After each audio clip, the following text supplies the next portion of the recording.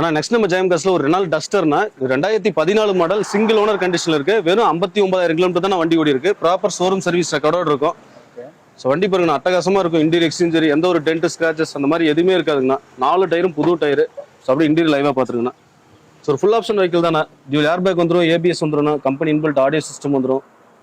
வண்டி பாருங்கண்ணா. ஆமாங்கண்ணா, இது 85 பிஎஸ்ங்கண்ணா.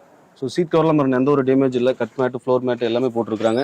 இதுவும் பார்த்தீங்கன்னா உங்களுக்கு வந்து பார்த்தீங்கன்னா நல்ல மைலேஜ் கொடுக்குற வண்டி. நான் டஸ்டர் 20 வரையும் சாலிடாக இந்த வண்டி எதிர்பார்க்கலாம். நம்ம மைலேஜ்னா 20 எதிர்பார்க்கலாம், தாராளமாக பார்க்கலாம். இது ஏன்னா 85 பிஎஸ்னா நல்ல மைலேஜ் கொடுக்கும் வண்டி.